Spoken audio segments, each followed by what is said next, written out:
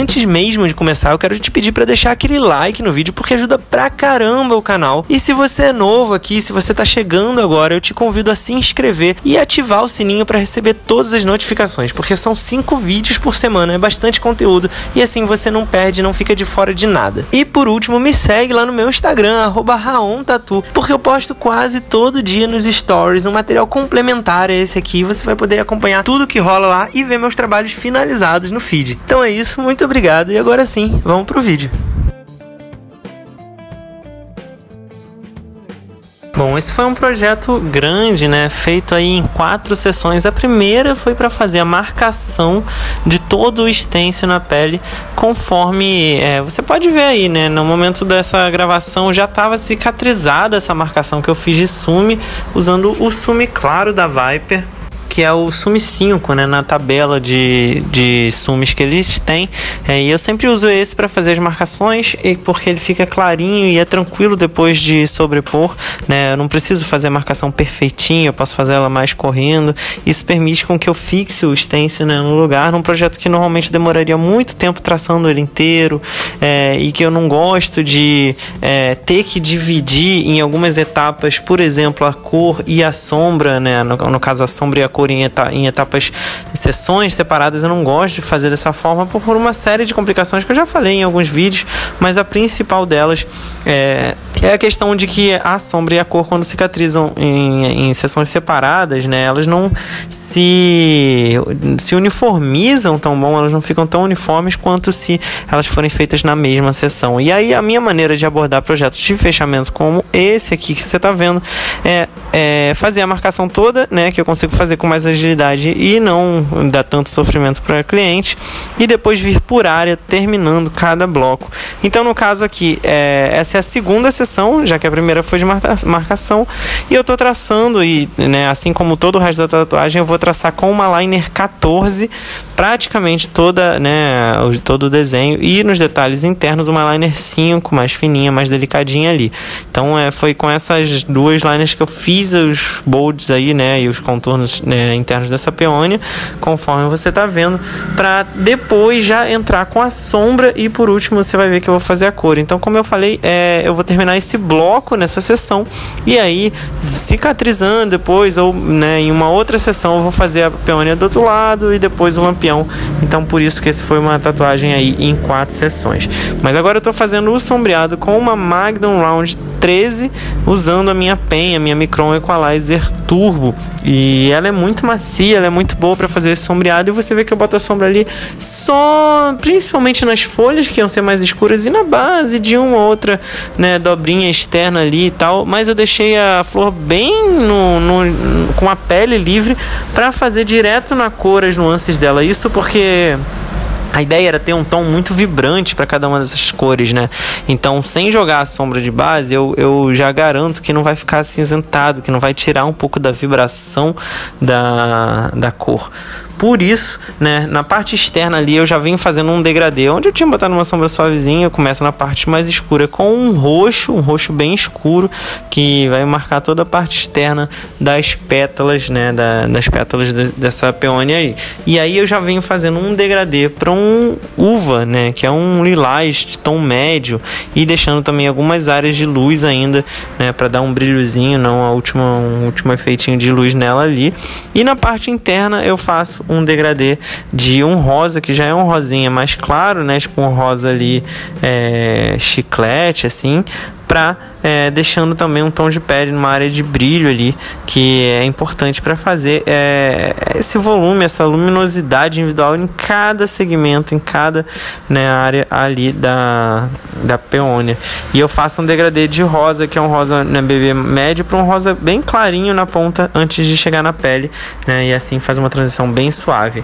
E aí por último eu entro com um verde água, que vai começar a dar o tom da iluminação desse desenho. Você vai ver que o desenho como um todo ele tem essa luz esverdeada, que é uma luz clara, meio turquesa, meio alienígena, que esse verde água garante aí, né?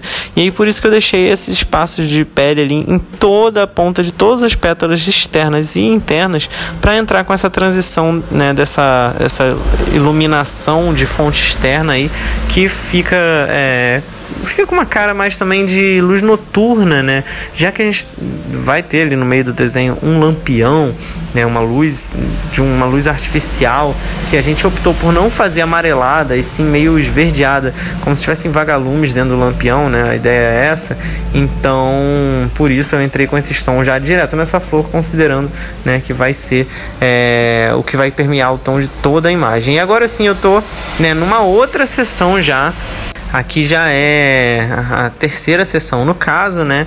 E a gente está fazendo o contorno do lampião também com uma liner 14 e uma liner 5 para depois vir sombreando e colorindo. E aí nessa parte tem que ter um cuidado redobrado, né? Porque um montão de linhas retas e geométricas ali, então bastante atenção para não tremer e para conseguir esticar e fazer todas certinhas sem ficar, né, destoante. Ainda mais no caso aqui que tem simetria, então ele tem que ser espelhado de um lado ou de outro. É um trabalho um pouquinho complicado. E essa região que a gente está traçando, né, no peitoral, ela é sempre muito sensível e tem um osso logo embaixo, a pele é muito esticadinha, então você tem que tomar muito cuidado para não estourar, tá? E vai variar muito o terreno. Então ali, por exemplo, onde eu comecei pela flor, né, perto do sovaco, era uma pelezinha que dava maior trabalho, tinha que esticar, que é toda molinha e tal. À medida que vai chegando pro meio do peito, vai ficando muito esticado e muito mais fácil de pigmentar, mas também de estourar. E na parte da saboneteira ali, né, os ossos da clavícula também é muito comum, às vezes você dá uma passadinha e dá um estourado muito fácil. Você vê que ali em cima tem umas pétalas que passaram por esse ossinho, então você tem que estar ligado que numa área, num trabalho que cobre tanta área como esse, né, você acaba tendo que se adaptar a cada mudança de superfície ali, de acordo com o quanto você vai evoluindo e passando sobre a anatomia ali do cliente, né. E bom, agora eu tô terminando de sombrear, né, com a Magnum Round 13 também, e a minha pen.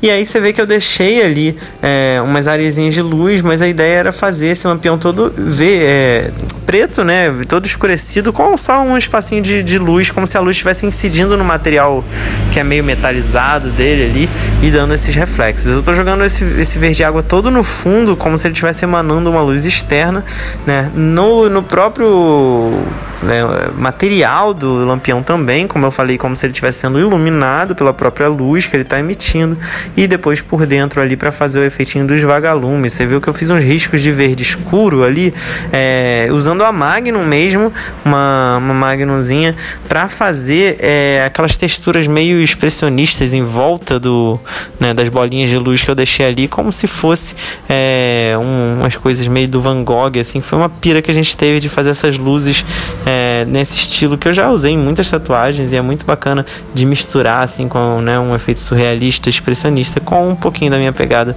que vem da origem do Neotrad. Então você vê ali como é que ficou esses efeitinhos das luzes, como se fossem, por exemplo, aquelas luzes do céu estrelado, né, que é o quadro famoso ali do Van Gogh. E a gente se inspirou um pouquinho nessa temática, nessa linguagem, e agora eu estou aplicando, né, a linha do outro lado. Olha como é bem mais complicado nessa área ali que eu falei, né, perto do sovaco, o quanto que eu tenho que esticar a pele para fazer cada traço, dá muito mais trabalho, e você tem que, né, esticar mais, passar com mais devagar, com um pouco mais de força, e ir sentindo a consistência da pele, né, bem mais trabalhoso. Mas a grande vantagem é que, como a marcação tá toda aí, o sume tá tudo aí, você não fica desesperado, não perde o stencil, não vai apagando, você pode limpar todo com água com sabão para deixar bem limpinho, não tem que ir preservando aquele stencil, né. Então isso facilita muito de enxergar linha a linha e ir sobrepondo com toda a calma do mundo ali na marcação de sume que está sobre a pele. E aí, de novo, aquilo que eu falei, à medida que eu vou evoluindo e mudando de relevo, né, saindo do sovaco agora para região do seio, já muda a consistência, e à medida que eu vou subindo ali para perto da clavícula, vai ficando perto do osso. Então, atravessa muitos relevos, atravessa muitas regiões, e num trabalho assim é muito comum ficar com um traço inconsistente ou estourar. Por isso, né, uma atenção redobrada aí que você tem que ter. Então, fazendo esses bolds de 14, na verdade o desenho inteiro ele é praticamente de 14, então apesar de serem bolds, né, é como se fosse a linha praticamente principal do desenho, e as linhas internas que são mais delicadinhas, né, essas 5, mais fininhas e tal.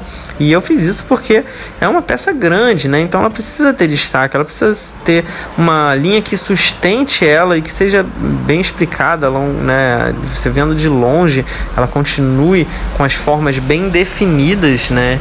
Então tem que ter também em mente que à medida que você vai aumentando a escala, você vai ter que aumentar cada vez mais a espessura das linhas também. O exemplo de que eu estou fazendo agora um fechamento nas costas, que eu estou usando uma bucha de 15 para fazer os bolds do contorno lá do desenho com espessura duplicada, duplicando a bucha porque não tem nenhuma na espessura que eu realmente precisava.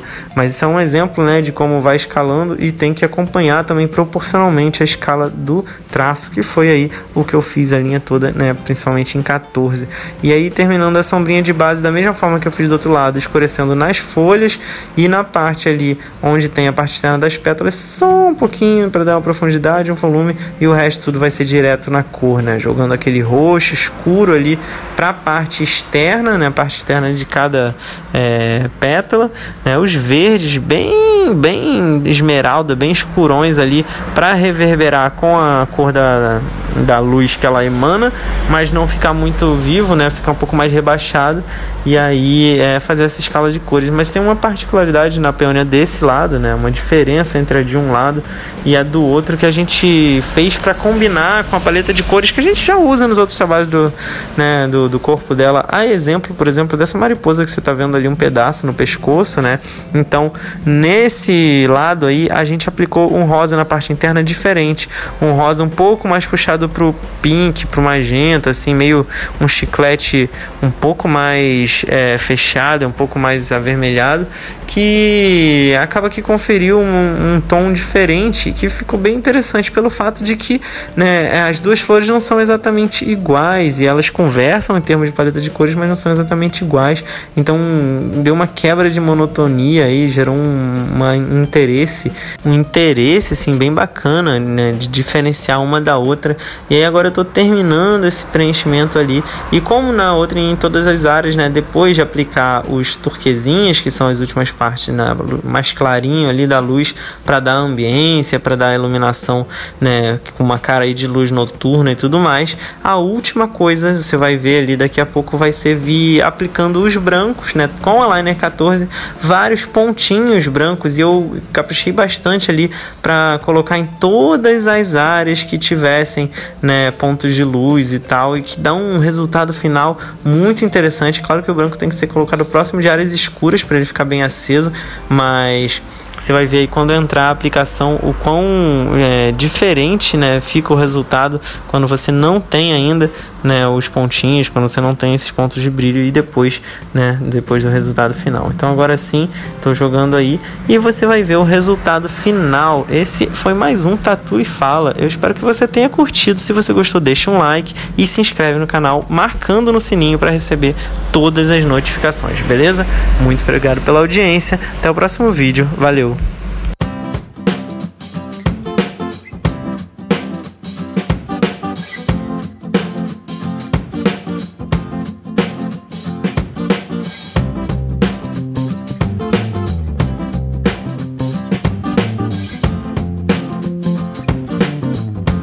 Se você gostou desse vídeo e quer ver outros como esse, se inscreve aqui no canal. É só clicar nesse logo redondo que tá aí na tela, dá um like no vídeo que é muito importante, compartilha com outras pessoas que você acha que também vão gostar, comenta aqui embaixo pra gente poder trocar ideia, e por último, dá uma olhada nesses 2 vídeos sugeridos aqui na tela, pode ser que você também goste.